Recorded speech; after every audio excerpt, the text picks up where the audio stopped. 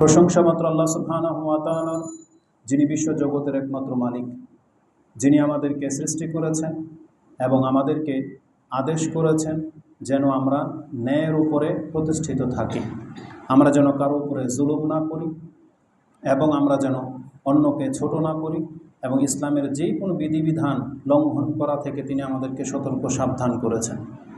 এবং যারা তার এই বিধিবিধানগুলো মেনে চলবে তাদের জন্য তিনি অজস্র কল্যাণ রেখেছেন, আজর ও সওয়াব রেখেছেন। তাই আমরা তার প্রশংসা করি, যিনি আমাদের জীবন, সম্পদ এবং সম্মানের দিকে খেয়াল রেখেছেন এবং ওইভাবে বিধান নাজিল করেছেন। তাই আমরা তার প্রশংসা করি, আমরা বলি আলহামদুলিল্লাহ। সালাতু ওয়াস সালাম প্রিয় নবী মুহাম্মদুর রাসূলুল্লাহ সাল্লাল্লাহু আলাইহি ওয়াসাল্লামের প্রতি, যার মাধ্যমে আমরা এই দিন পেয়েছি, যিনি প্রতিষ্ঠিত করে দেখিয়েছেন যে কিভাবে এই পৃথিবীতে সুশৃঙ্খল একটা সমাজ গড়া যায়, কিভাবে মানুষের জীবন এবং মর্যাদা এবং সম্পদকে সুরক্ষা করা যায়, কিভাবে দুনিয়াতে নিরাপত্তার সাথে থাকা যাবে আর কিভাবে পরকালেও নিরাপত্তা পাবেন, সেই পুরো বিষয়টাকে তিনি প্রতিষ্ঠিত করে দেখিয়েছেন এবং তার এই আদর্শের উপরেই আমাদেরকে ছাড়া হয়েছে। আমরা সেই রাসূলের প্রতি সালাত এবং সালাম পাঠ করি, যিনি কখনও কারোর সাথে গাদ্দারি করেননি, যিনি কখনও কারো আমানতকে নষ্ট করেননি। আমরা বলি আল্লাহুম্মা সাল্লি ওয়া সাল্লিম ওয়া বারিক আলা নবিয়িকা মুহাম্মদ। যেমনটা আপনারা জানেন যে চলমান খুতবার আমার মূল বিষয়বস্তু হলো কিয়ামত কতটা নিকটবর্তী চলে আসছে সেই লক্ষণগুলো নিয়ে আলোচনা করা। এক পর্যায়ে আমরা কয়েকটি খুতবা এই মর্মে আলোচনা করেছি যে কিয়ামতের আলামত খুব কাছাকাছি চলে আসছে, লক্ষণগুলো দেখে সেটা আমাদেরকে বুঝতে হবে। এই মর্মে বেশ কিছু আলোচনা হয়েছে। তার মধ্যে একটি আলামত হলো ফিতনা ছড়িয়ে পড়া এবং ফিতনা ব্যাপক হারে বেড়ে যাবে। এই ফিতনা মানে হচ্ছে বিপর্যয়, মানে মুসলিম জীবনে মুসলিমদের দিনের উপরে বা তার মুসলিমদের ব্যক্তিত্বের উপরে কী রকমের বিপর্যয়গুলো ঘটবে, এটা হচ্ছে ফিতনার আলোচনার মূল বিষয়। মুসলিমদের জীবনে যেই ধরনের ফিতনাগুলো আসবে এই ধরনগুলো নিয়েও বেশ কিছু আলোচনা হয়েছে। তার মধ্যে ছিল মুসলিমের দ্বারা ক্ষতিগ্রস্ত হবে, মানে মুসলিমরাই মুসলিমদেরকে হত্যা করবে এবং মুসলিমদের ধন সম্পত্তি মান সম্মানকে নষ্ট করবে, এটা একটা পর্ব গিয়েছে। মুসলিমদের ফিতনায় পড়ার আরেকটা বড় দিক হলো মুসলিমরা ইবাদত কমিয়ে দিবে, ইবাদত করবে না। যেই ইবাদত রাসূলুল্লাহ সাল্লাল্লাহু আলাইহি ওয়াসাল্লাম থেকে প্রমাণিত, সাহাবায়ে কেরামদের থেকে প্রমাণিত ফরজ এবং সুন্নাহ নফল, মুসলিমরা সেই ইবাদত থেকে অনেক কিছু ঘাটতি করে ফেলবে, ইবাদত ছেড়েই দিবে এক পর্যায়ে। এটা হচ্ছে মুসলিমদের দ্বিতীয় বড় ফিতনা। বড় মুসলিমদের এর থেকে বড় ফিতনা হলো অধিকাংশ মুসলিম দিন থেকে মুখ ফিরিয়ে নেবে এবং এক পর্যায়ে তারা ইহুদি নাসারাদের অনুকরণ করতে শুরু করবে। এটা কিয়ামতের খুব কাছাকাছি লক্ষণগুলোর মধ্য থেকে একটি। আর যেমনটা আপনারা দেখতে পাচ্ছেন, যদিও আমরা খুতবায় আসলে মসজিদ ভরে যায় মনে হচ্ছে, কিন্তু জেনে নেন এই গুটি কয়েকটাই মুসলিম হয়তো ইবাদতের উপরে টিকে আছে। বাকি বাংলার জমিনে যেখানে 18 কোটি মানুষ বা তার কম বেশি হবে, সেই জায়গাগুলোতে যদি আমাদের এই সংখ্যাকে কম্পেয়ার করি তাহলে দেখা যাবে যে শতকরায় আমরা হয়তো 10 জন ইবাদত করতেছি এমন পাওয়া যাবে না। তো এতটা হ্রাস পেয়ে যাচ্ছে দিন দিন, এটা আরও মাত্রাতিরিক্ত যাবে। তো মুসলিমদের উপরে এই বিপর্যয়গুলো আসবে। এভাবে বেশ কিছু লক্ষণ নিয়ে বা মুসলিমদের বিপর্যয় নিয়ে আলোচনা হয়েছে। আজকে আরেকটি দিক উল্লেখ করব, যেটা হচ্ছে মুসলিমদের অবক্ষয়ের অনেক বড় একটা দিক। মুসলিমদের এমন হওয়া উচিত ছিল না, কিন্তু মুসলিমরাই যখন এই মন্দ কাজে জড়িয়ে যাচ্ছে, তার মানে কিয়ামত হওয়ার আর বেশি দিন বাকি নেই। আর তা হলো আমানতের খেয়ানত করা। রাসূলুল্লাহ সাল্লাল্লাহু আলাইহি ওয়াসাল্লাম বলেছেন, আমানতের খেয়ানত করা, তারপরে ওয়াদা খেলাফি করা, এগুলো মুসলিমদের মাঝে যখন বেড়ে যাবে তখন আপনাকে বুঝতে হবে কিয়ামতের আর বেশি দিন বাকি নেই, কারণ এটা মুসলিমদের চরিত্রের খেলাফ। এই মর্মে অনেক কথাই আছে, সংক্ষিপ্ত পরিসরে যেটা আমি আপনার কাছে পেশ করব। আমানতের খেয়ানত করা এটা যে কিয়ামতের একটি আলামত, এই সম্পর্কে ইমাম বুখারী রাহিমাহুল্লাহ তিনি তার কিতাবুর রিকাক 81 নম্বর অধ্যায়ের আমানত খেয়ানত করা সম্পর্কে একটা পর্ব করেছেন। তাতে আপনি 6496-তে 96-97 হাদিসগুলো পেয়ে যাবেন। আবু হুরায়রা রাদিয়াল্লাহু তাআলা তিনি বলেন, ক্বালা রাসূলুল্লাহ সাল্লাল্লাহু আলাইহি ওয়াসাল্লাম, ইজা দুইয়াতিল আমানাতু ফান্তাজিরিস সাআ, যখন তোমরা দেখতে পাবে আমানতের খেয়ানত করা হচ্ছে তখন তোমরা অপেক্ষা করো যে কিয়ামত বেশি দিন বাকি নেই। তার মানে এই হাদিস থেকে স্পষ্ট বোঝা যায় আমানতের খেয়ানতের মাত্রা যখন বেড়ে যাবে তখন বুঝতে হবে সেই যুগটা কিয়ামতের একেবারে কাছাকাছি সময়ে পৌঁছে গেছে। এই হাদিসে অনেক কথা থাকবে, মানে কিভাবে আমানতের খেয়ানত করা হবে রাসূল সাল্লাল্লাহু আলাইহি ওয়াসাল্লাম ইঙ্গিত করেছেন সেটা একটু পরেই আসবে। শুধু আমি এখানে এই লাইনটা শুধু আপনার কাছে পেশ করেছি প্রমাণ করার জন্য যে রাসূল বলেছেন ইজা দুইয়াতিল আমানা, যখন আমানতকে নষ্ট করা হবে তখন জেনে নিও যে কিয়ামত খুব কাছে চলে আসছে। এখন আমি আমার লাইফে ব্যক্তিগত বলতেছি, এমন বহু মানুষকে বলতে পারবো, আমি যদিও আজকে নাম নেব না, কিন্তু বলতে পারবো যাদের আমি 100 জনের সাথে লেনদেন করেছি তাদের মধ্যে 90 জনকে আমি ভালো পাইনি। এটা আমি আমার জায়গা থেকে বলবো। এখন আপনারা যদি বিশ্বস্ততা লোক বেশি পেয়ে থাকেন তাহলে মনে করবেন যে কিয়ামত এখনও বহু দূরে, কিন্তু বাস্তবিক অর্থে আপনাদের প্রত্যেকেই সাক্ষী যে আমাদের সাথে কি ঘটতেছে, কোথায় কিভাবে কে খেয়ানত করে, এদের সংখ্যা কম না বেশি, তখন আপনি ওটা দিয়ে মাপতে পারবেন যে কিয়ামত কতটা দূরে আছে। তো ইনশাল্লাহ তারপরও কিছু বলব। তো আমানতের খেয়ানত করা কিয়ামতের লক্ষণের মধ্যে একটি। এটা কত মাত্রায় হবে এটা বোঝার জন্য হুযায়ফা রাদিয়াল্লাহু তাআলা আনহুর একটা হাদিস আমি আপনার কাছে পেশ করি তার জীবন থেকে। ওই হাদিসটা যেহেতু আজ থেকে 1400 বছর আগের, তাহলে এই 1400 বছরের মাঝে মানুষের কতটা অধঃপতন হয়েছে আর কতটা অধঃপতন হতে পারে সেটা আপনি হাদিস থেকে কম্পেয়ার করতে পারবেন। হুযায়ফা রাদিয়াল্লাহু তাআলা আনহু থেকে একটি হাদিস যেটা আমি আপনার কাছে পেশ করব, এটাও ইমাম বুখারী কোট করেছেন। ওটা ছিল 6496, এটা হচ্ছে 6497। পর্ব হচ্ছে রাফিল আমানা, আমানতকে উঠিয়ে নেওয়া হবে। তার মানে বোঝা যাচ্ছে যে আমানতদারিতাও এটা আল্লাহর পক্ষ থেকে নাজিল করা হয়েছিল মুসলিমদের উপরে। যেভাবে কোরআন হাদিস নাজিল হয়েছে ঠিক আমানতদারিতাও এটা আল্লাহর পক্ষ থেকেই আমাদেরকে দেওয়া হয়েছে আমাদের অন্তরে। বরং এই হাদিসের মধ্যে একটা সূক্ষ্ম কথা আছে, সেটা হচ্ছে এই, হুযায়ফা রাদিয়াল্লাহু তাআলা তিনি বলেন কালা হাদাসানা রাসূলুল্লাহ সাল্লাল্লাহু আলাইহি ওয়াসাল্লাম হাদিসাইনি, রাসূল আমার কাছে দুইটা হাদিস এই মর্মে পেশ করেছেন বা দুইটা হাদিস একটা সময় তিনি আলোচনা করেছেন। রাআইতু আহাদুহুমা ওয়া আনা আনতাজিরুল আখার, আমি একটা তো ইতিমধ্যে দেখে নিয়েছি, আমার জীবনে ঘটে গেছে, আরেকটা ঘটার অপেক্ষা আমি করতেছি। তার মানে রাসূল ইসলামের ভবিষ্যৎবাণী তো মিথ্যা হবে না, তবে এটা আমি একটা দেখে ফেলেছি, আরেকটা দেখার বাকি। সেটা কি তিনি বলছেন, হাদাসানা রাসূল সাল্লাল্লাহু আমাদেরকে হাদিস শুনিয়েছেন যে আন্নাল আমানাতা নাজালাত ফি জাজরি ও ফি রিওয়ায়াতিন জিজরি কুলুবির রিজাল, আল্লাহ সুবহানাহু ওয়া তাআলা আমানতদারিতাটাকে মানুষের অন্তঃস্থলে নাজিল করে প্রথম, তারপরে সুম্মা আলিমু মিনাল কোরআন সুম্মা আলিমু মিনাস সুন্নাহ, তারপরে তারা কোরআন থেকেও শিক্ষা গ্রহণ করেছে, তারপরে তারা হাদিস থেকেও শিক্ষা গ্রহণ করেছে। তার মানে কোরআন হাদিস নাজিল হওয়ার আগেই একজন মানুষের অন্তরের মধ্যে আমানতদারিতা এটা পৌঁছে যায়। এই জন্য দেখবেন যে অনেক কাফের বেঈমানও আছে যাদের কাছে কোরআন হাদিসের জ্ঞান নাই, কিন্তু আমানতের ক্ষেত্রে তারা একটু কেয়ারফুল, তারা একটু ভদ্র। যেমনটা কি আপনারা জানেন, কোরআন হাদিস নাজিল হওয়ার আগেও মুহাম্মদুর রাসূলুল্লাহ সাল্লাল্লাহু আলাইহি ওয়াসাল্লাম তার নাম কি ছিল? আল আমিন, মানে বিশ্বস্ত। মানে তার কাছে কোনো কিছু ক্ষয়ক্ষতি হবে না। এমনকি যেই রাসূলকে তারা হত্যা পর্যন্ত করতে চেয়েছিল তখনও তার কাছে অনেকের সম্পদ আমানত হিসেবে গচ্ছিত ছিল, যেটা রাসূলুল্লাহ সাল্লাল্লাহু আলাইহি ওয়াসাল্লাম হিজরতের দিন আলী রাদিয়াল্লাহু তাআলা আনহুকে দায়িত্ব দিয়েছিলেন যে তুমি এগুলো বিতরণ করে মদিনায় আমার সাথে সাক্ষাৎ করবে। তাহলে ওই হাদিসের মধ্যে আলী রাদিয়াল্লাহু তাআলা আনহুকে এটা ইঙ্গিত করে দেওয়া হয়েছে যে কাফেররা তোমাকে মারতে পারবে না, মানে তোমার সাথে আমার মদিনায় দেখা অবশ্যই হবে, এটাও তিনি বুঝে গিয়েছিলেন। তালা কুল্লি হাল, তো রাসূলুল্লাহ সাল্লাল্লাহু আলাইহি ওয়াসাল্লামের উপরে কোরআন হাদিস নাজিল হওয়ার আগেই আল্লাহ তাকে আমানতদারিতার উপরেই বড় করেছেন। এভাবে অসংখ্য কাফের মুশরিককে আল্লাহ সুবহানাহু ওয়া তাআলা এই আমানতদারিতা দিয়েছেন যেগুলো তারা মেনটেন করে চলে। উপরন্তু আল্লাহ তারপরও আমাদেরকে কোরআন দিয়ে শিক্ষা দিয়েছেন, হাদিস দিয়ে শিক্ষা দিয়েছেন, কিন্তু দেখেন আমাদের অবস্থাটা কি। এখানে একটা নুকতা বলে দিই, এই হাদিসটা সার্চ করে যখন এর ব্যাখ্যা দেখতেছিলাম তখন শেখ সালেহ আল উসাইমিন রাহেমাহুল্লাহ ওনার বক্তব্যের মধ্যে একটা জিনিস দেখতে পেলাম যে আজকে অধিকাংশ মানুষ যারা কোরআন চর্চা করে না কিন্তু হাদিস নিয়ে খুব বেশি গবেষণা করে, এটা উচিত নয়। বরং আগে কোরআন চর্চা করা উচিত, তারপরে তাদেরকে হাদিসের দিকে যাওয়া উচিত। যে কোনো উদ্ধৃতি আগেই হাদিস থেকে না নিয়ে আগে খুঁজতে হবে কোরআনে কী আছে। অবশ্যই এই কথাটা আমাদের দিকেও যায়, কারণ যেহেতু আমরা কোরআন হাদিস চর্চা করি খুব কম, যেহেতু মাদ্রাসায় না পড়ার কারণে আমার মধ্যেও জড়তা আছে, অনেক সময় উচ্চারণ করতে গেলে মিস হয়ে যায়, কোনো শব্দ ছুটে যায় বা শব্দ উচ্চারণটা ভুল হয়, যেটা অনেকেই ভুল ধরে, কমেন্টে আমি দেখতে পাই। কিন্তু তারা জানে না যে আমি মাদ্রাসার লেভেল থেকে আসি নাই বা উচ্চারণ করতে আমার কষ্ট হয়, আলাকুল্লি হাল। তবে আমাদেরকে অবশ্যই চর্চা করতে হবে। তবে আর যারা কোরআন হাদিস নিয়ে চর্চা করতেছেন মাদ্রাসায়, আপনার প্রথম দায়িত্ব হলো আপনি কোরআনটাকে বেশি প্রাধান্য দেবেন, এটা শেখ উনি উল্লেখ করলেন, আলাকুল্লি হাল।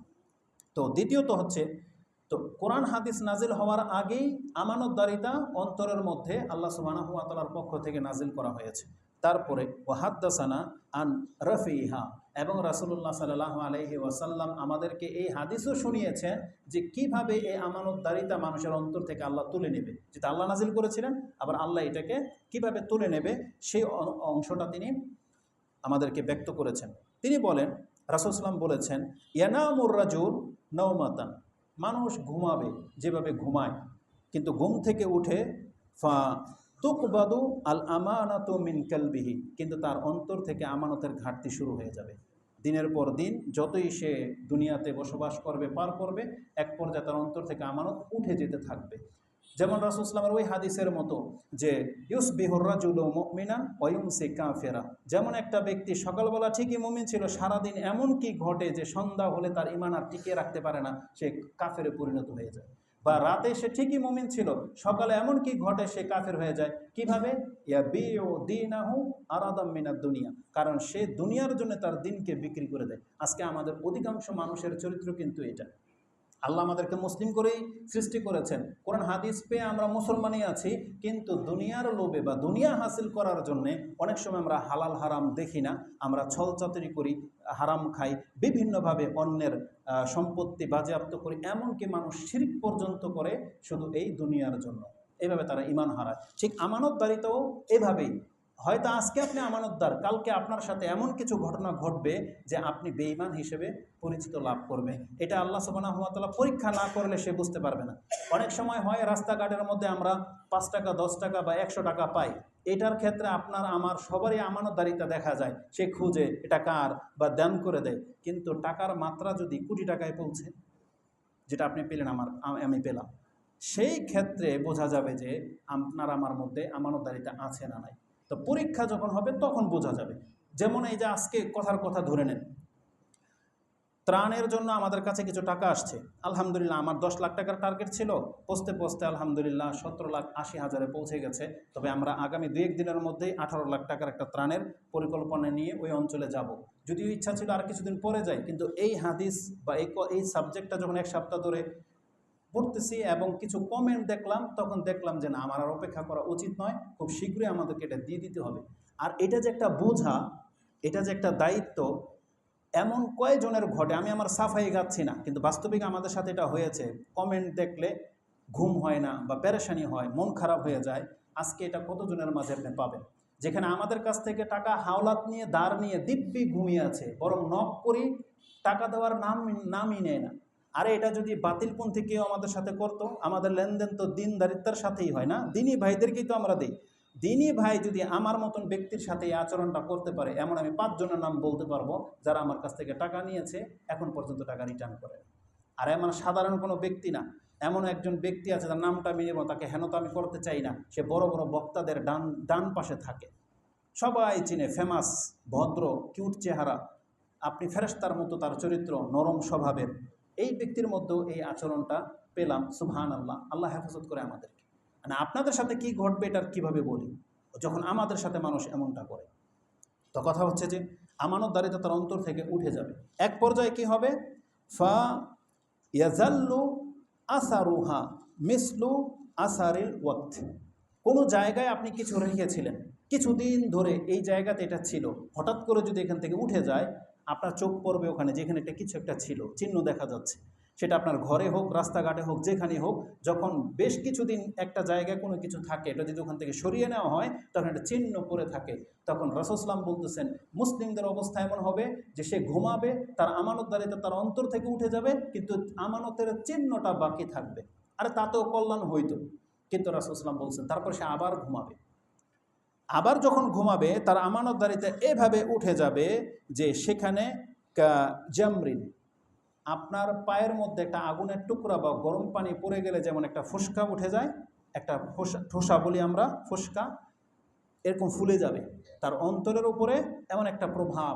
তার মানে রাসূল সাল্লাল্লাহু আলাইহি ওয়াসাল্লাম এটাকে এমন একটা উদাহরণ দিয়েছেন, আসলে এই হাদিস যখন আমি পড়তেছি তখন কলিজাটা এমন কামড় খাচ্ছে যে এর নিচে যে কথাগুলো আসবে বাস্তবিক অর্থে অনেকে আমাদের দিকে সেই তীর ছুঁড়ে দেবেন, আর বাস্তবিকে আমরাও সেই ধোকায় পড়ে যাচ্ছি। আমরা এখান থেকে উঠে আসতে পারতেছি না। আমরা যে ফেরেশতা বলে আপনাদের কাছে একবার প্রকাশ্যে যেভাবে সাহাবা একরামদের চরিত্র ছিল, আমাদের সেই সৎ সাহস নাই যে নিজেকে ওইভাবে পেশ করব। তাহলে এই যে ফুসকা পরা মানে কি জানেন? মানে মাথায় টুপি থাকবে, লম্বা দাড়ি, বক্তব্য মাশাল্লাহ, যুব্য চমৎকার, কিন্তু ভিতরে ঈমান নাই। রাসূল এই উদাহরণ দিয়েছে। মানে কথাটা কত মারাত্মক আপনি দেখেন। এর পরে যেটা আসবে, যেভাবে ফোসকা পড়ে যায় আপনার মনে হবে যে এটার ভিতরে কত মাংস গুস্ত, কিন্তু রাসূলুল্লাহ বলেছেন তুমি উঠিয়ে দেখো সেখানে পানি ছাড়া কিছুই নেই। ফোসকা গাললে কি বেরোবে? কিছুই নেই এটার ভিতরে, বাস একটা ফুসকা। আমরা বলি না এটা জাস্ট একটা মানে ভ্রম বা একটা রূপ ধারণ করছে এমন একটা, আমরা আরেকটা কি যেন বলি, বিমূর্তি বা কিছু, এমন একটা কিছু বলি। তো রাসূলুল্লাহ সাল্লাল্লাহু আলাইহি ওয়াসাল্লামের ভাষাটা শুনেন তিনি কি বলেন। তো সবখানে যখন মানে এমন দেখা দেবে, ফায়ুস বেহ, যখন ওই ফোসকা পরিমাণ মানে ইমানের মতো ফোসকা পরিমাণ আমানতদারিতা থাকবে, তারপরও মানুষ সকাল হবে বেচা কিনা ঠিকই করবে। রাসূল সাল্লাল্লাহু আলাইহি ওয়াসাল্লাম বলেছেন ফায়ুস বেহুন নাসু ইয়াবায়উনা, তারা অবশ্যই বেচা কিনা লেনদেন করবে, কারণ লেনদেন ছাড়া কোনো দিন মানুষের পার হবে না। ঠিকই লেনদেন করবে, কিন্তু রেজাল্টটা কি? ফালা ইয়াকাদু আহাদুন ইউয়াদ্দিল আমানা, কিন্তু এমন একজন ব্যক্তিকে পাওয়া যাবে না যে তার জায়গাতে সে আমানতদারিতা রক্ষা করে। এবার আমি এই হাদিসটাকে উদাহরণ দিয়ে দিই, চলেন বাজারে যাই একটু। বাজারে বলেন তো দেখি আপনার সাথে কে আমানতদারিতা ঠিক করে? মাসলা করে আমানতদারিতা ঠিক, বরং ও পারলে আপনাকে একটা মাছ দেখিয়ে অন্য আরেকটা মাছ দিয়ে দেয়। ফলওয়ালা কি তার আমানতদারিতা ঠিক রাখে? পেঁয়াজওয়ালা রাখে, পেঁয়াজ উপর দিয়ে বড় বড় সাজিয়ে রাখে, পাল্লা ঢুকিয়ে দিবে নিচের দিক থেকে। এগুলো ঘটে, এগুলো বাজারের সাবজেক্ট। কাপড়ওয়ালাদের কাছে যান, দেখেন আপনার সাথে কি আমানতের খেয়ানত করে। যেই কাপড় সাধারণত আপনি পেয়ে যাবেন 100 টাকা গজ, এসিওয়ালা নেম প্লেট ব্র্যান্ড নেম দিয়ে আপনার কাছ থেকে সেই একই কাপড় রাখতেছে 2000 টাকা গজ। আর একটা লিমিট থাকে। একটা দোকানের মধ্যে একটা বরকা দেখলাম শুধু একটা কোটি 37,000 টাকা এটার দাম। ফাইজলামের একটা সীমা থাকে। তো যাই হোক, প্রত্যেকটা সেক্টরে।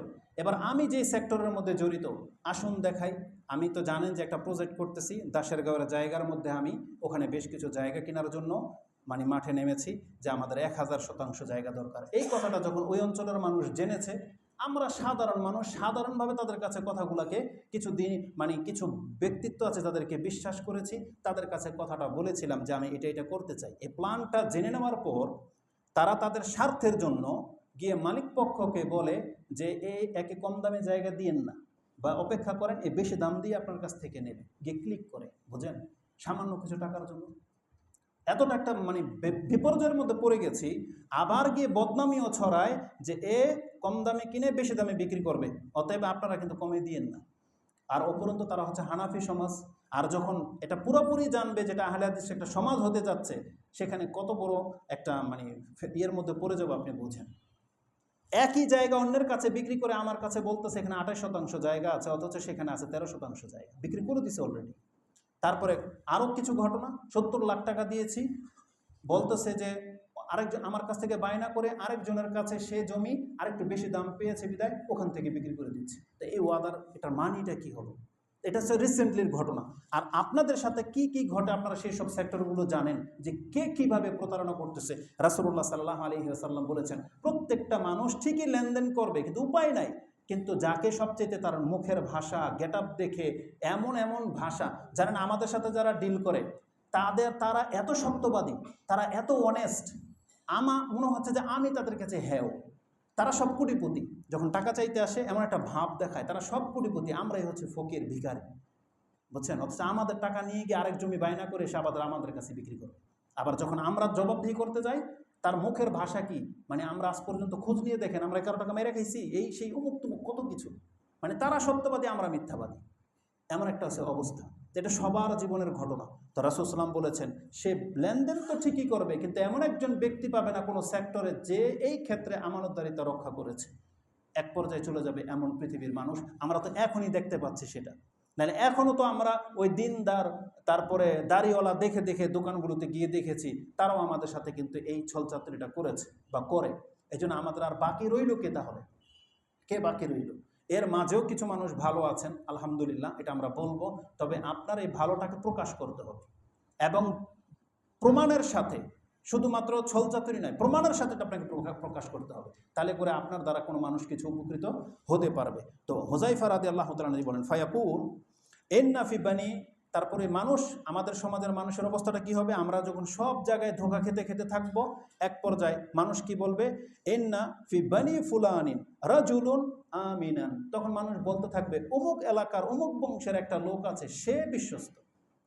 এটা কিন্তু আমার রাসূল বলতেছেন। সবাই মনে করবে যে ওই লোকটা বিশ্বস্ত। আমাদেরকে দিয়েই দেখেন, আমাদের এই গেট আপ দেখে মনে করবে এ সবচেয়ে সত্যবাদী মনে হচ্ছে, এবং তার সম্পর্কে আর কি গুণ যেটা আমাকে হার্ট করেছে, যে আমাদের চরিত্রের দিকে এটাই যায়। দেখেন কি বলেছেন, এবং তারা ওই ব্যক্তি সম্পর্কে মনে করবে মা আকালাহু, কত বিবেকবান এই ব্যক্তি, ওমা আজফারাহু, কত বিচক্ষণ সেই ব্যক্তি, ওমা আজলাদাহু, আর কত সাহসী সেই ব্যক্তি।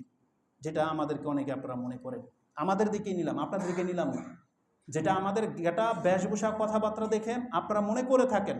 আজকে কিছু মানুষকে আমরা এমনটা মনে করে থাকি, কিন্তু রাসূল সাল্লাল্লাহু আলাইহি ওয়াসাল্লাম কি বলছে জানেন? অমা ফি কালবিহি মিসকালু হাব্বাতিন খারদালিন মিনাল ঈমান। কিন্তু যেই ব্যক্তিটা সম্পর্কে এত বড় বড় সার্টিফাই করা হচ্ছে যে এই ব্যক্তি কত বিচক্ষণ, কতটা সৎ, কতটা সাহসী, অথচ রাসূল বলতেছেন তার অন্তরের ভিতরে সরিষা দানা পরিমাণ ঈমানও না। তাহলে কতভাবে মানুষ আমরা ধোঁকা খেয়ে যাব, কতভাবে আমরা ধোঁকা খেয়ে যাব। আজকে কিছু মানুষ মুসলিমদের মধ্যে এমন জন্মে গেছে যাদের বেশভূষায়, কথাবার্তায়, আপনি এটা যে আলেমের সেক্টরে নেন, তারাও তো আলেমও তো আছে খেয়ানতকারী নাই? আমরা কোরআন হাদিসের বিপক্ষে যেই সমস্ত কথাগুলো যেই আলেমরা বলে, এগুলো সব হচ্ছে আমানতের খেয়ানতকারী। এই যে যারা মাজারের পক্ষে কথা বলে, এগুলো সব হচ্ছে আমানতের খেয়ানতকারী। যারা বিদাতের পক্ষে কথা বলে, এগুলো সব হচ্ছে আমানতের খেয়ানতকারী। কিন্তু এদের বেশভূষা, এদের চালচলন, কথাবার্তা, এদের চেহারা দেখে কি মানুষ ধোঁকা খায় না? মানুষ ধোঁকা খাচ্ছে, হাজার মানুষ ধোঁকা খাচ্ছে। আমাদের ফলোয়ার্স আর কয়জন? কিন্তু আমি এমন ব্যক্তিদেরকে চিনি যাদের লাখো ফলোয়ার, কিন্তু তাদের অন্তরের ভিতরে শিরকের আস্তানা গেঁথে আছে। তো যদি ইমানের ওই দিক থেকে নেন, আর যেহেতু দুনিয়াবি ব্যাপার, তো দুনিয়াবি ব্যাপারের মধ্যে আজকে অনেকেই সাধু সাজেন, কিন্তু রাসূল বলেছেন তার অন্তরের মধ্যে সরিষা দানা পরিমাণ ইমান নাই। সরিষা দানা পরিমাণ ইমান যার থাকবে, তার অন্তর কিছুটা হলে কাঁপবে যে আমি এই কাজটা তার সাথে কেন করি বা কিভাবে করি, কিছুটা হলে নমনীয় হবে। রাসূল বলছেন ওই সরিষা পরিমাণ দানা ইমানও তার অন্তরের মধ্যে থাকবে না। তারপরে হুযায়ফা রাদিয়াল্লাহু তাআলা তিনি বলেন, ওয়ালাকাদে আতা আলাইয়া জামান, আমাদের একটা সময় পার হয়েছে এমন, অমা উবালি আইয়ুকুম বায়তু, যে আমরা কার সাথে লেনদেন করতেছি আমরা কোনো পরোয়া করতাম না। এই কথাটা ভালো করে শুনেন। হুযায়ফা বলতেছেন একটা সময় আমরা পার করেছি। কোন সময়? যেহেতু তিনি সাহাবী, রাসূল সাল্লাল্লাহু আলাইহি ওয়াসাল্লামের ইন্তেকালের পরে তিনি হাদিস আমাদের কাছে বর্ণনা করতেছেন। তাহলে একটা সময় পার হয়েছে বলতে কি, সেই সময়টা ছিল রাসূল সাল্লাল্লাহু আলাইহি ওয়াসাল্লামের জীবদ্দশার সময়। রাসূল সাল্লাল্লাহু আলাইহি ওয়াসাল্লামের জীবদ্দশার সময় তিনি বলতেছেন আমরা একটা সময় পার করেছি, আমরা কার সাথে লেনদেন করব কোনো রকমের দ্বিধা করতাম না। লাইন কানা মুসলিমান, আমার ওই ব্যক্তি যদি মুসলিম হতো, যাকে আমি লাখ টাকা দিয়ে চলে আসছি বা বিশ্বাস করে একটা জিনিস নিয়ে চলে আসছি, এই ব্যক্তি যদি মুসলিম হয়, তাহলে কেন আমি তাকে দিয়ে আসলাম? রাদ্দাহু আলাইয়াল ইসলাম, তার ইসলামই তাকে বাধ্য করবে আমার হক আমার কাছে পৌঁছে দেওয়ার। তিনি বলতেছেন, আর যদি ওয়াইন কানা নাসরানিয়ান, আর ওই ব্যক্তি যদি কোনো খ্রিস্টান হয়, যার কাছ থেকে আপনি জমি কিনছেন, মাল কিনছেন বা টাকা ধার দিচ্ছেন বা তাকে আপনি টাকার আমানত হিসেবে দিয়ে আসছেন, যদি খ্রিস্টান হয়, তা তিনি বলতেছেন রাদ্দাহু আলাইয়া সাইহি, তাহলে তার শাসক আমার এই জিম্মাদারি, তার শাসক তার কাছ থেকে এনে আমাদের কাছে দিয়ে যাবে। তার মানে খ্রিস্টান শাসকদের মধ্যে আমানতদারিতা ছিল। কিন্তু তিনি বলতেছেন ফাআম্মালিয়ম, কিন্তু আজকে অবস্থা এমন হয়েছে কি, তখনও কিন্তু এটা স্বর্ণযুগ। তখন তিনি বলতেছেন ফাআম্মাল ইয়ম ফামা কুনতু উবাইউ ইল্লা ফুলানান ও ফুলানান, কিন্তু বর্তমান এমন দেখতে পাচ্ছি আমি এখন আর ওই সাহস পাই না, এখন শুধু ব্যক্তি পর্যায়ে তার কাছ থেকে ডিল করি, তার কাছ থেকে ডিল করি। মানে ব্যক্তি পর্যায়ে শুধু এখন তাকে আমি বিশ্বাস করি, তাকে বিশ্বাস করি, সবাইকে ঢালাওভাবে আর বিশ্বাস করতে পারতেছি না। এটা যদি 1400 বছর আগের ঘটনা হয়ে থাকে, এবার বোঝেন এই 1400 বছরে মুসলিমদের চরিত্র কোথায় গিয়ে নেমেছে, কোথায় নেমেছে। তাহলে এটা হচ্ছে কিয়ামতের আলামতের একেবারে কাছাকাছি লক্ষণ, যেটা এই হাদিসগুলো থেকে বোঝা যায়। এটা হাদিস আপনি পেয়ে যাবেন বুখারীতে কিতাবুর রিকাক, যেটা 6497 রয়েছে। এই উদাহরণ দিতে গেলে আমাদের মাঝে কে কে বাদ পড়বেন সেটা এখন আপনারাই বোঝেন, আমি ওদিকে যাব না। তবে রাসূলুল্লাহ সাল্লাল্লাহু আলাইহি ওয়াসাল্লাম থেকে অপর আরেকটি হাদিস আমি আপনাকে শোনাই। আন্না আব্দুল্লাহ আন আব্দুল্লাহ ইবনে ওমর রাদিয়াল্লাহু তাআলা আনহুমা ক্বালা সামি'তু রাসূলুল্লাহি সাল্লাল্লাহু আলাইহি ওয়াসাল্লাম, যেটা কার কার উপরে পড়বে দেখেন, যেটা কত ব্যাপক হবে। তিনি বলেছেন, ইয়াকুল তাজিদুন নাসা কাইবিলি মিয়াতিন, মানুষের উদাহরণ হবে একটা সময় উটের মতো, যার হয়তো 100টা উট আছে, সে মালিক 100 উট, এখন সফরে বেরোবে বা কোনো প্রয়োজনে সে উটের পালের কাছে গেল। তিনি বলতেছেন লা ইয়াজিদুর রাজুলু ফিহা রাহিলাতা, ওই ব্যক্তির উটগুলোর মধ্য থেকে এমন একটা উটও সে পাচ্ছে না যেটার উপরে সে এখন আস্থা করতে পারে, যেটার উপরে সে এখন ভর করতে পারে। তা রাসূল বলেছেন মানুষের অবস্থা এমন হবে যে তার সাথে হয়তো 100 জন ব্যক্তির পরিচয়, কিন্তু একটা সময় আসবে লেনদেনের সময়, সে কার উপরে বিশ্বাস করবে ওই রকমের একজন ব্যক্তিও সে পাবে না। তাহলে আমরা কিন্তু এর মধ্যে বাদ পড়তেছি না, আমরা সবাই কিন্তু এখন আমাদের এই হাদিসগুলো নিয়ে আমাদের চরিত্রটাকে ঠিক করতে হবে যে আমি ইনশাল্লাহ এই হাদিসের অন্তর্ভুক্ত হব না। এটা আপনার আমাকে ওয়াদা নিতে হবে যে আমি কিয়ামতের আলামত হইতে চাই না, আমি এই হাদিসের খেলাফ যাব না, আমি বিশ্বস্ত হব, এটা আমাদের আসতে হবে। আল্লাহ আমার এবং আপনাদের চরিত্রকে হেফাজত করুন। এই হাদিসটি ইমাম বুখারী এবং মুসলিম উভয়ে কোট করেছেন। বুখারীতে আপনি 6498, মুসলিমে হাদিসটি আপনি 6393-তে পেয়ে যাবেন। তো আমানত কিভাবে খেয়ানত হয় এটা একটু বলে দিই। যেহেতু আমরা তো মনে করি সাধারণত, এতক্ষণ তো আলোচনা ছিল টাকা পয়সার আমানত নিয়ে, যেগুলো অনেকেই ভুক্তভোগী, কেউ হয়তো 10,000 টাকা কারো দিয়েছেন, সে মেরে দিয়ে চলে গেছে, আমরা শুধু এটাকে আমানতের খেয়ানত বলি, কিন্তু না, ওটা তো আমাদের সবার চরিত্রের দিকেই যাবে। কিন্তু রাসূলুল্লাহ সাল্লাল্লাহু আলাইহি ওয়াসাল্লাম যেই দিকে ইঙ্গিত করেছেন এটা একটা বড় একটা ব্যাপার। রাসূলুল্লাহ সাল্লাল্লাহু আলাইহি ওয়াসাল্লাম তিনি বলেছেন আমানত কিভাবে খেয়ানত হয়, তাকে প্রশ্ন করা হয়েছে। যখন রাসূল বলেছেন ইজা দুইয়াতিল আমানাতু ফান্তাজিরিস সাআ ক্বালা কাইফা ইদাআতুহা ইয়া রাসূলুল্লাহ, আমানতকে আবার কিভাবে নষ্ট করা হবে? তখন রাসূল সাল্লাল্লাহু আলাইহি ওয়াসাল্লাম বলেছেন ইজা উসসিদাল আমরু ইলা গায়রি আহলিহি ফান্তাজিরুস সাআ, যখন তোমরা দেখবে যে যেই কাজের যোগ্যতা রাখে না তাকে সেই কাজের দায়িত্ব দিয়ে দেওয়া হয়েছে, তোমরা বুঝে নিও কিয়ামত বেশি দিন বাকি নেই। যাকে যেই কাজের দায়িত্ব দেওয়া উচিত ছিল তাকে না দিয়ে ওই জায়গাতে এমন ব্যক্তিকে দায়িত্ব দেওয়া হয়েছে যে তোমরা জেনে নিও যে কিয়ামতের আলামত খুব কাছেই চলে আসছে। এই হাদিসটা ইমাম বুখারী, যেটা 6496-তে উল্লেখ করা হয়েছে। এখন এই হাদিস নিয়ে অনেক কথা বলা যাবে, আর অধিকাংশ কথাগুলো নেতাদের দিকে যায়। বর্তমান প্রেক্ষাপটে নেতাদের দিকে যদি আমরা ফিট করি, তাহলে এমন ব্যক্তিদেরকে আমরা ক্ষমতা দিয়ে দিচ্ছি যারা এই ক্ষমতার যোগ্যতা রাখে না। তারা বলে আলেমদেরকে যে আলেমরা রাষ্ট্র চালাইতে পারবে না। আমরা এই হাদিসের ভিত্তিতে বলতে পারি যেই রাষ্ট্র চালানোর ক্ষমতা তারা চেয়ে নিচ্ছে বা জোর করে মানে দখল করে নিচ্ছে, তারা হচ্ছে এর হক রাখে না, বরং তারা জোর জবরদস্তি সেখানে আসতে চাচ্ছে। তার মানে হচ্ছে যেই কাজের যার হক নাই, প্রতিযোগিতা লেগে গেছে, এটা হচ্ছে কিয়ামতের একটা আলামত। কারণ এই জায়গাগুলো অন্যদের হক ছিল। যেমন কোটা নিয়ে তো আন্দোলনটা শুরু হয়েছিল না, তারা বলেছিল মেধার ভিত্তিতে দেওয়া হোক, তাই না? ঠিক এই একই আচরণ কিন্তু তারাও করতেছে।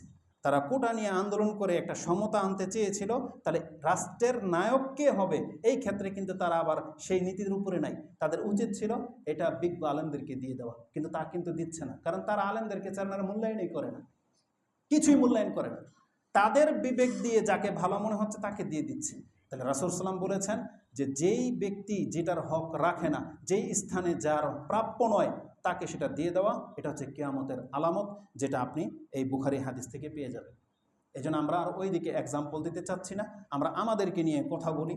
এই জন্য আমরাও কিন্তু অনেক সময় এমনটা করি, এমন এমন ব্যক্তিদেরকে এমন এমন দায়িত্ব দিয়ে দিই যেটা তার যোগ্যতার মধ্যে পড়ে না। যারা বিশেষ করে এই যে সাংগঠনিক জীবনযাপন করতেছেন, সংগঠন যারা পরিচালনা করেন, তাদেরকে হাদিসটা মনে রাখতে হবে। এজন্য কাকে কোন পদের দায়িত্ব দিবেন, এর যোগ্যতা আছে কিনা তাকে বুঝে দিয়েন, কারণ কর্মীদের উপরে কিন্তু এটার প্রভাব পড়ে। গত একটা আলোচনার মধ্যে বাংলাদেশ জমিয়ত আহলে হাদিসের একটা বড় সেমিনারের মধ্যে যেমন কর্মীদেরকে বলেছিলাম দায়িত্ব যাকেই দেওয়া হোক না কেন আপনি তার আনুগত্য করতে বাধ্য, মুনাফিকি করেন না, এটা কর্মীদেরকে বলেছিলাম। তো আজকে হাদিসের ভিত্তিতে ওই নেতাদেরকে বলবো এমন কাউকে দায়িত্ব দিয়েন কর্মীদের, যাতে যার আনুগত্য করতে কোনো রকমের দ্বিধা না থাকে, বাস্তবিক যেন যোগ্যতার ভিত্তিতে তাকে দেওয়া হয়, তাহলে ইনশাআল্লাহুল আজিজ সংগঠন শক্তিশালী হবে। তো আমানতের খেয়ানত আর কিভাবে করা হবে, আরেকটা হাদিস নিয়ে নেন, যেহেতু কারণ চলে গেছে। রাসূলুল্লাহ সাল্লাল্লাহু আলাইহি ওয়াসাল্লাম থেকে যেটা আমরা জানলাম, কোরআনের আয়াত থেকে একটা জিনিস জানেন।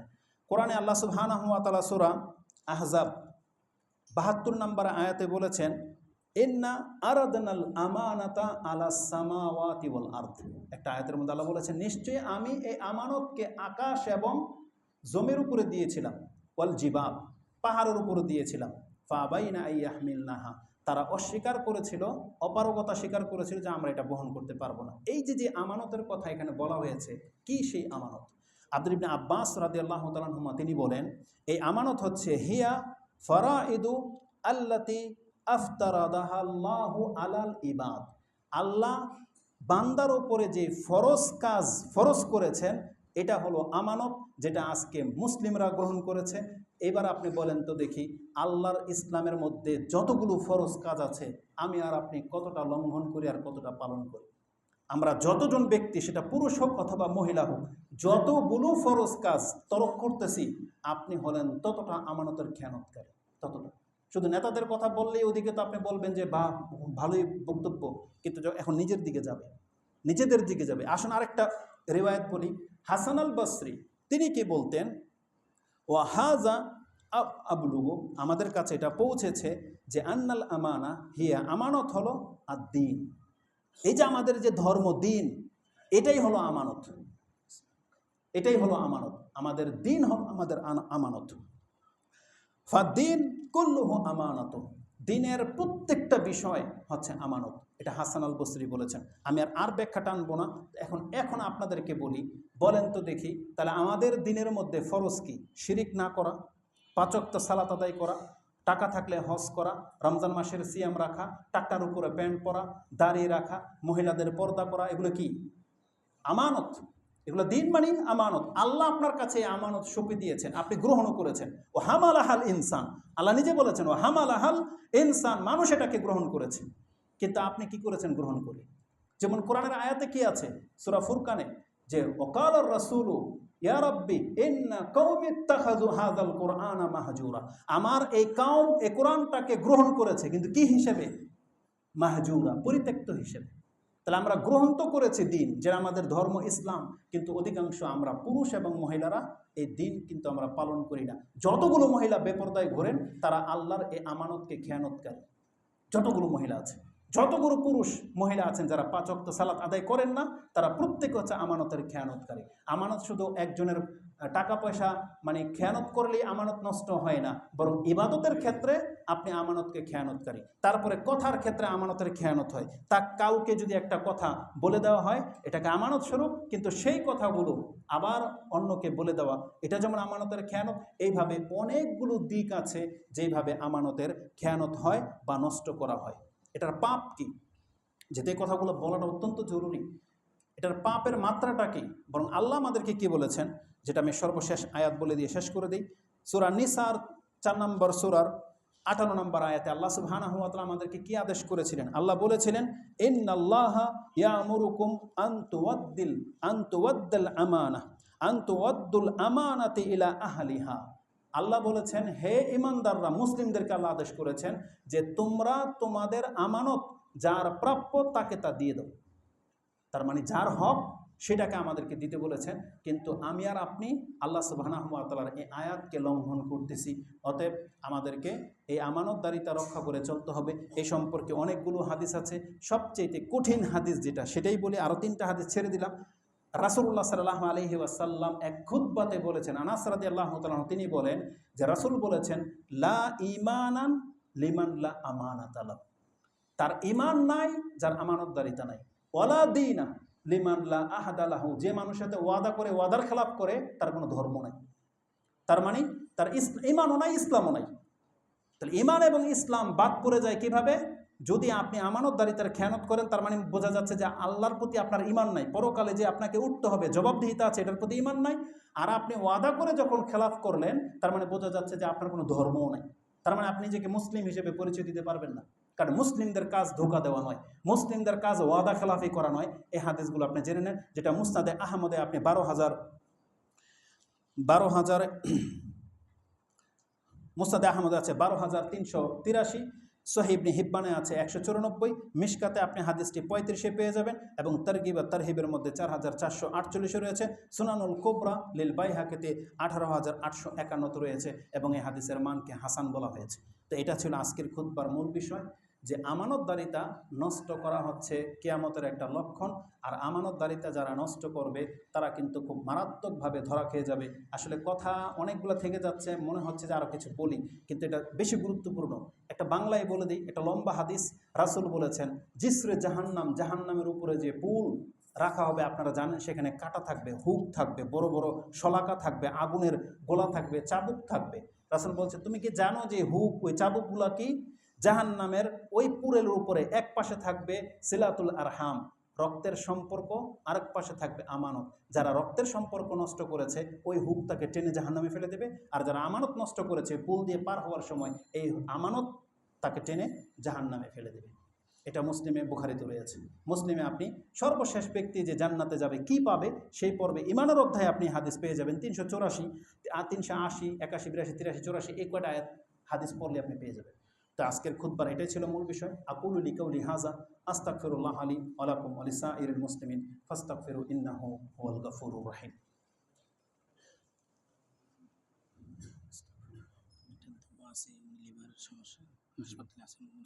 ঠিক আছে। আলহামদুলিল্লাহি রাব্বিল আলামিন ওয়াসসালাতু ওয়াসসালামু আলা আশরাফিল আমবিয়া ওয়াল মুরসালিন নবিয়িনা মুহাম্মাদিন ওয়া আলা আলিহি ওয়া সাহবিহি আজমাইন ওয়া বাদ। আল্লাহ সুবহানাহু ওয়া তাআলা আমাদেরকে যে ইসলাম দিয়েছেন, এই ইসলামের উপরে আল্লাহ কিয়ামত পর্যন্ত আমাদেরকে কায়েম থাকার তৌফিক দান করুন। বিগত দিনগুলোতে আমরা যদি কারোর সাথে আমানতের খেয়ানতদারি করে থাকি, ওয়াদার খেলাফে করে থাকি, আমাদের এই চরিত্রগুলোর মধ্যে যেই ত্রুটি